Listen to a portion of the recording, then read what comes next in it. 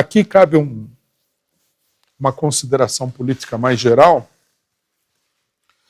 porque nós temos visto que há uma tentativa, né, de determinados setores da esquerda que se aliam frequentemente com o imperialismo, de impugnar, né, a análise de que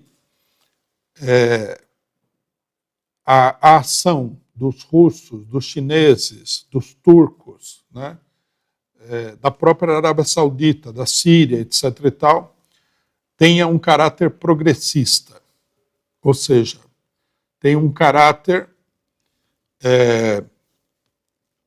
positivo no que diz respeito ao enfrentamento do imperialismo. Aí criaram uma teoria, né, que é uma teoria sem nenhum fundamento, mas que precisa ser questionada, que é a seguinte: segundo esses setores, aqueles que, como nós, né, procuramos apontar aí como positivo o enfrentamento entre russos e norte-americanos, entre chineses e norte-americanos, de sermos partidários de uma teoria de blocos.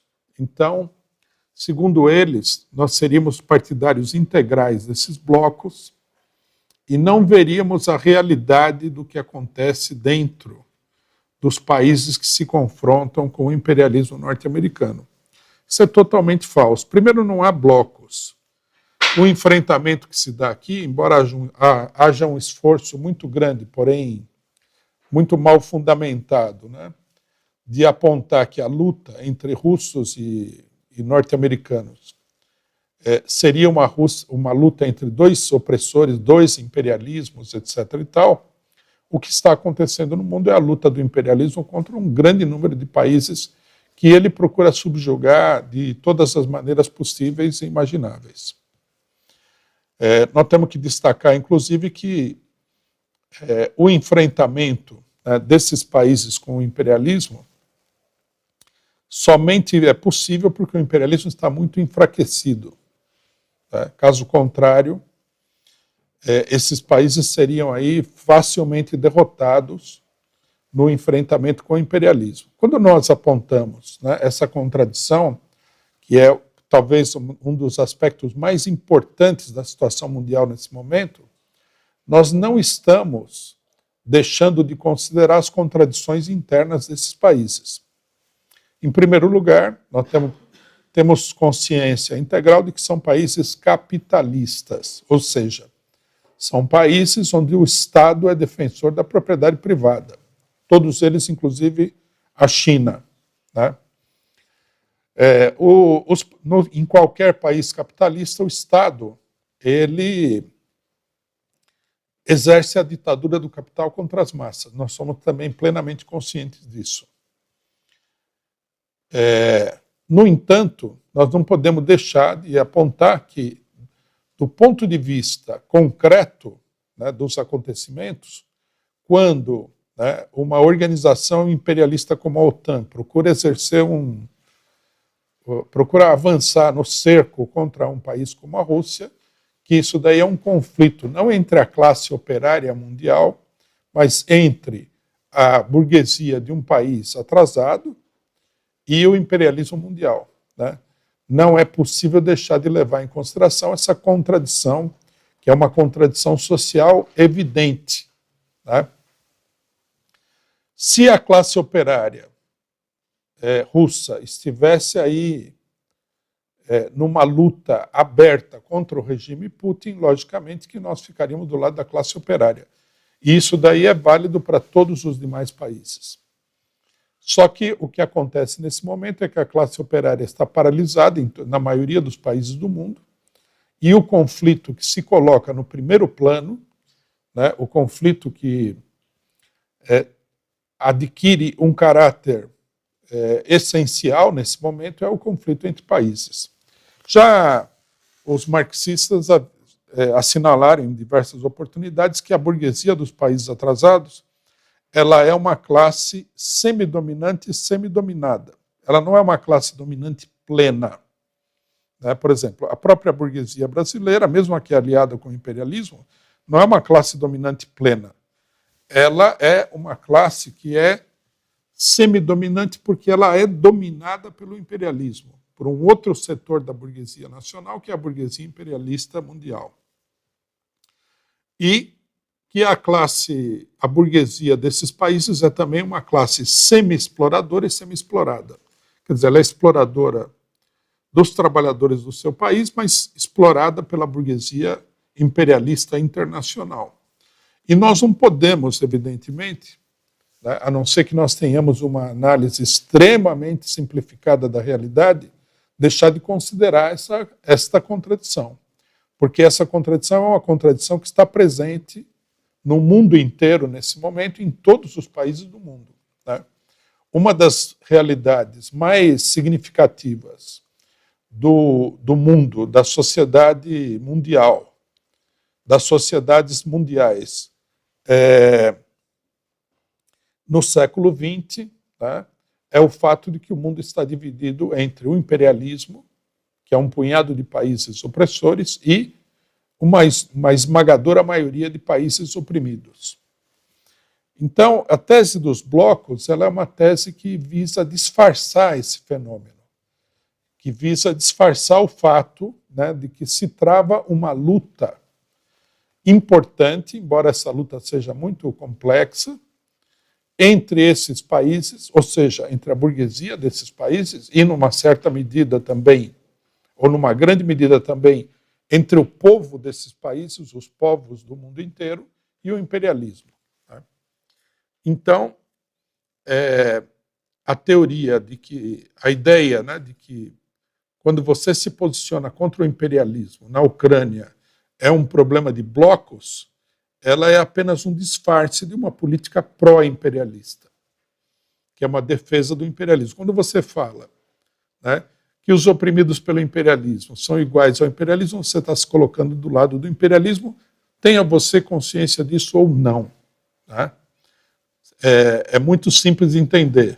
Né? Se o Brasil amanhã, por exemplo, se os Estados Unidos amanhã invade Porto Rico, se alguém falar que Porto Rico é igual aos Estados Unidos, está se colocando do lado dos Estados Unidos, quando é evidente que se trata de uma agressão de um país muito poderoso contra um país praticamente indefeso.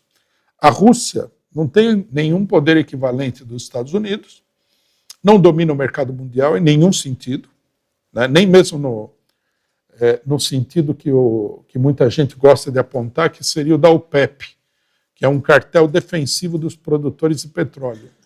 Esse cartel defensivo não é um cartel imperialista. Né? Ele tem poder porque os países produtores de petróleo que se agruparam na OPEP têm condições de impor um boicote até certo ponto. Isso aí nunca funcionou 100%. Né? Mas o fato deles estabelecerem um cartel de países produtores não quer dizer que eles sejam países imperialistas. Se ser um grande produtor de petróleo é ser imperialista, então nós temos aí vários países muito pobres que são imperialistas.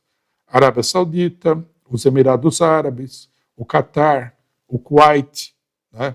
A Venezuela, o Irã, o Iraque, todos esses são grandes produtores de petróleo. São países imperialistas? Lógico que não. A Rússia é um dos maiores países produtores de petróleo e gás natural do mundo. Mas é isso. Né? Não há nada mais do que isso. Equivaler, né? Equiparar o imperialismo com os russos e chineses é uma política de ocultamento da opressão imperialista mundial. Isso daí é uma coisa absolutamente clara que não pode ser, de forma nenhuma, né, colocada de lado.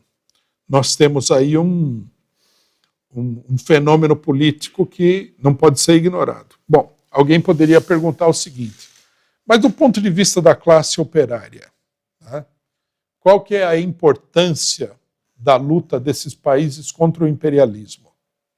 Bom, do ponto de vista da classe operária, nós temos que entender o seguinte, a revolução nos países imperialistas centrais e até em vários países, nos países imperialistas, que são os países capitalistas centrais, e até em vários países atrasados, depende muito do enfraquecimento do imperialismo como força mundial.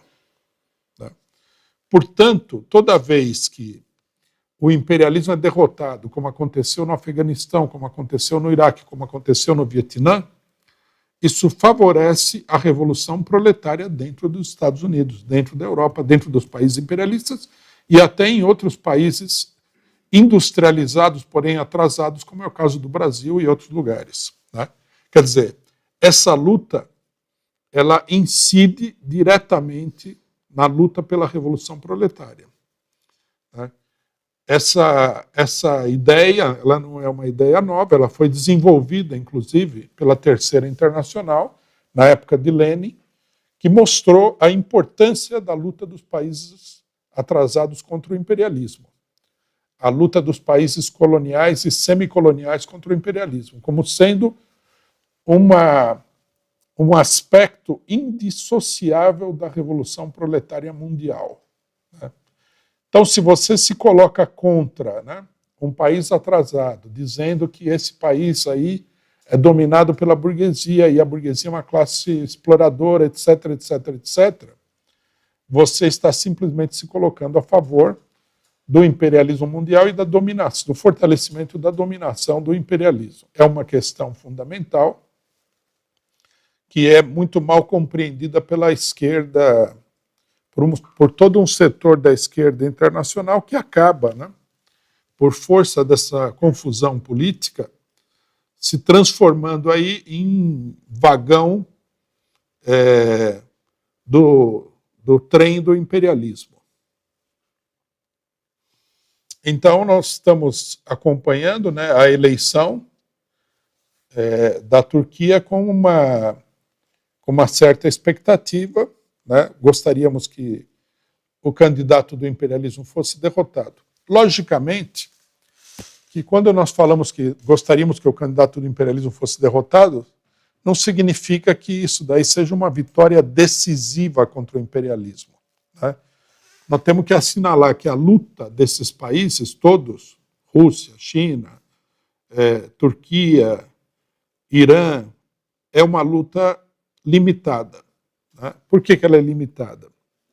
Porque a burguesia dos países atrasados, ela, logicamente, ela não vai às últimas consequências numa luta contra o imperialismo, porque ir às últimas consequências seria enveredar pelo caminho da luta revolucionária contra o imperialismo. Isso a burguesia tem receio de fazer porque ela despertaria as massas dos seus próprios países, né, para a revolução, e essas massas poderiam ultrapassar essas direções. Então, essa luta sempre tem um caráter limitado, um caráter moderado. Nós estamos vendo, por exemplo, no Brasil, que há uma luta, né, entre o governo do PT e as forças imperialistas dentro do país e fora do país. Mas essa luta também se trava num terreno bastante limitado, até mesmo institucional, né? Esse tipo de conduta é comum a todos esses países em conflito com o imperialismo.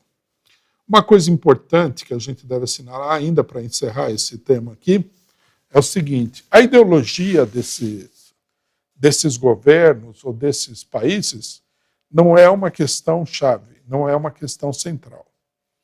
Por exemplo, Erdogan é um governo islâmico conservador, é um governo ligado à Irmandade Muçulmana, que é uma força que agrupa vários setores da burguesia nos países árabes e que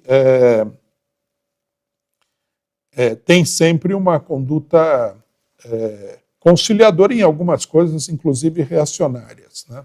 Nós vimos aí o governo da Irmandade Muçulmana no Egito, né, que subiu sobre a onda da luta contra a ditadura egípcia.